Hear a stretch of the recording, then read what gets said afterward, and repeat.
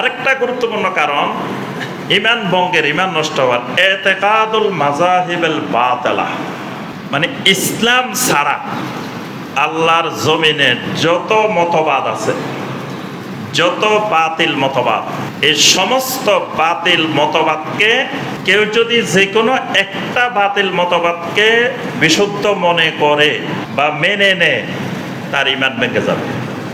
আল্লাহ পাক সূরা আলে ইমরানের 19 নম্বর আয়াতে ঘোষণা দিয়েছেন, ইন্নাদ-দীনা ইনদাল্লাহিল ইসলাম, ইসলাম হলো আল্লাহর কাছে একমাত্র মনোনীত দিন। ইসলাম ছাড়া জমিনে আর কোনো ধর্মই নেই, কোনো দিনে নাই। বাকিগুলো মানুষের বানানো এক একটা মতবাদ। ইহুদি একটা মতবাদ, আল্লাহ ইহুদি ধর্ম পৃথিবীতে দেন নাই।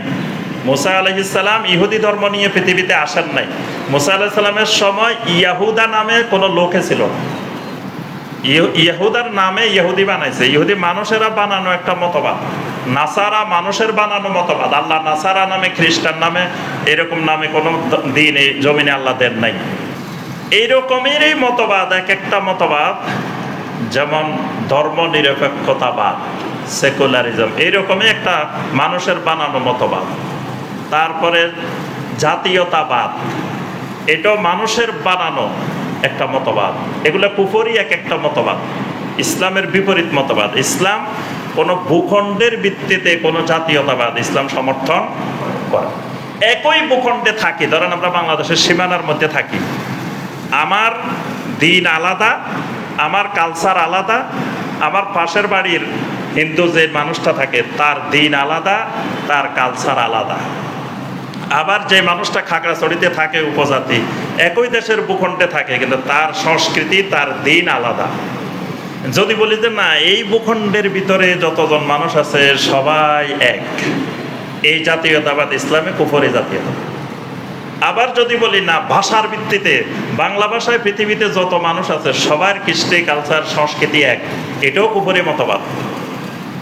বাংলা ভাষায় পশ্চিমবঙ্গে অনেক অমুসলিমেরা কথা বলে, তাদের কৃষ্টি, কালচার, সংস্কৃতি আর আমার কৃষ্টি, কালচার, সংস্কৃতি এক নয়।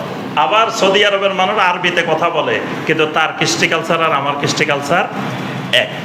এজন্য ইসলাম ভূখণ্ডের ভিত্তিতে জাতীয়তাবাদেও বিশ্বাস করে না, আবার ভাষার ভিত্তিতে জাতীয়তাবাদকেও ইসলাম বিশ্বাস করে না, দুটোই কুফরি। তাহলে এই জাতীয়তাবাদ বলেন, ধর্মনিরপেক্ষতাবাদ বলেন, গণতন্ত্র বলেন, সমাজতন্ত্র বলেন, এরকম যত তন্ত্র মন্ত্র আছে এগুলো সব এক একটা মাযহাব। এগুলো এক একটা মাযহাব, মানে আরবিতে বলে মাযহাব। আমরা মাযহাব বললে খালি হানাফি সাহাফি বুঝি, কিন্তু এগুলো এক একটা মাযহাব। মাযহাব মানে মতবাদ, মাযহাব মানে বানানো যে এক একটা জিনিস, এক একটা বিষয়।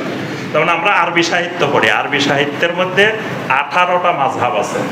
আরবি সাহিত্যের মাযহাব, ক্লাসিক ইয়া, রোমান্টিক ইয়া, এরকম অনেকগুলো মাযহাব আছে, সাহিত্যের মাযহাব। ওগুলো হইলো ফিকহের মাযহাব, আর এগুলো হইলো দ্বীনের মাযহাব, মানে মতবাদের মাযহাব। তো এই যে মাযহাবগুলো, এগুলো সব বাতিল। সূরা আলে ইমরানের 85 নম্বর আয়াত আল্লাহ পাক বলছেন, ওয়া মান ইয়াবতাগি গায়রাল ইসলামি দীনান ফালাই ইউকবালা মিনহু ওয়া হুয়া ফিল আখিরাতি মিনাল খাসিরিন। ইসলাম ছাড়া অন্য কোনো দিন, অন্য কোনো মতবাদ, অন্য কোনো মাযহাব, অন্য কোনো মন্ত্রতন্ত্র যদি কেউ গ্রহণ করতে চায়, ফালা ইউকবালা মিনহু, এটা আল্লাহর কাছে কোনোদিন গ্রহণযোগ্য হবে না। আর যে এটা গ্রহণ করবে, ওয়া হুয়া ফিল আখিরাতি মিনাল খাসিরিন, সে আখিরাতে ক্ষতিগ্রস্তদের অন্তর্ভুক্ত হয়ে যাবে।